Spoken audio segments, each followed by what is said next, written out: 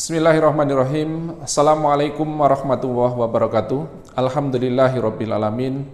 Wassalatu wassalamu ala asrofil anbiya'i wal mursalin wa ala alihi wa ashabi asmain amma ba'd.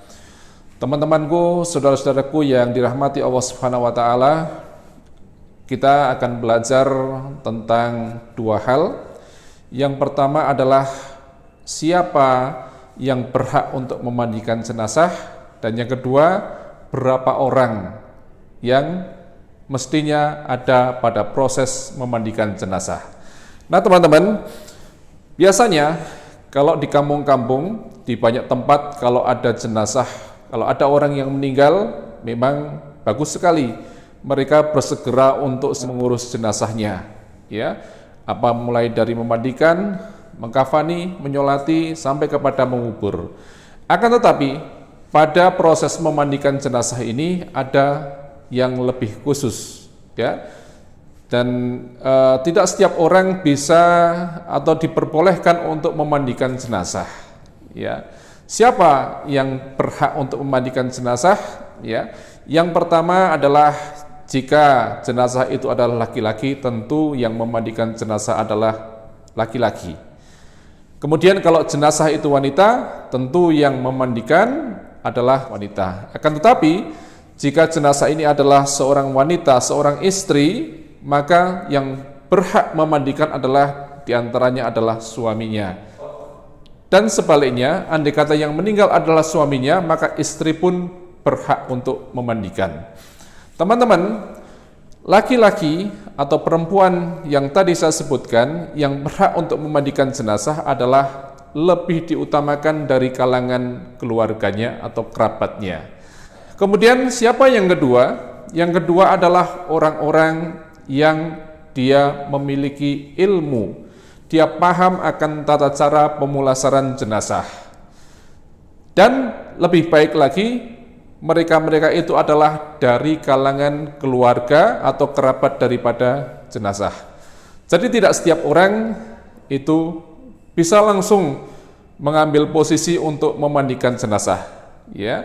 Kemudian siapa yang ketiga? Yang ketiga adalah orang yang mungkin diberi wasiat oleh jenazah ketika jenazah ini masih hidup.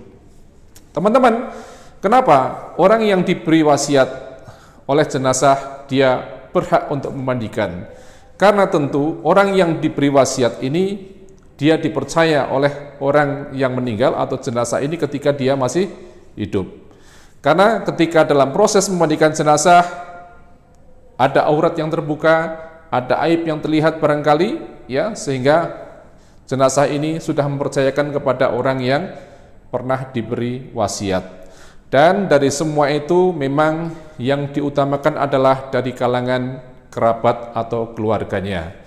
Kalau kemudian dari kalangan keluarga atau kerabatnya tidak ada, mungkin baru diserahkan kepada orang lain, dan tentunya juga ini orang-orang yang lebih paham akan ilmunya, tata cara memandikan jenazah. Itu teman-teman. Kemudian ketika kita memandikan jenazah, sebaiknya berapa orang? Nah, teman-teman sekalian, biasanya kalau di kampung-kampung ini kita lihat, ya, ketika ada jenazah, ya, banyak orang yang langsung bersiap untuk memandikan, ya. Kalau tadi hubungannya dengan siapa, kadang-kadang ini dilupakan, ya. Kalau ini berkaitan dengan berapa orang, nah, teman-teman harus kita perhatikan bahwa memandikan jenazah seperti tadi pernah saya sampaikan, jenazah ketika dimandikan ini ada kemungkinan dia auratnya akan tersingkap. Ada kemungkinan mungkin ada aib di sana, ya, yang bisa terlihat. Maka ketika memandikan jenazah harus diminimalisir, ya, orang yang memandikan. Artinya apa? Tidak perlu banyak-banyak. Tidak perlu banyak-banyak itu berapa? Itu dilakukan oleh dua orang. Dua orang itu di posisi satu di sini, yang satu di sana, ya, di sebelah kanan jenazah satu dan di sebelah kiri jenazah satu, ya. Kalau lebih dari itu maka yang terjadi adalah potensi dia hanya menjadi penonton, dia tidak akan memandikan, ya. Nah, apakah pantas ketika seorang yang terbuka auratnya mungkin akan kelihatan auratnya, akan tersingkap auratnya, kemudian menjadi penonton? Bayangkan pada diri kita masing-masing, bagaimana kalau kita mandi ditonton oleh orang banyak? Tentu akan malu. Maka kita harus menghormati jenazah, kita harus menghargai meskipun dia sudah meninggal, dan tentu dalam tempat yang tertutup yang tidak dilihat oleh orang lain. Pastikan yang memandikan jenazah tidak boleh banyak-banyak, ya.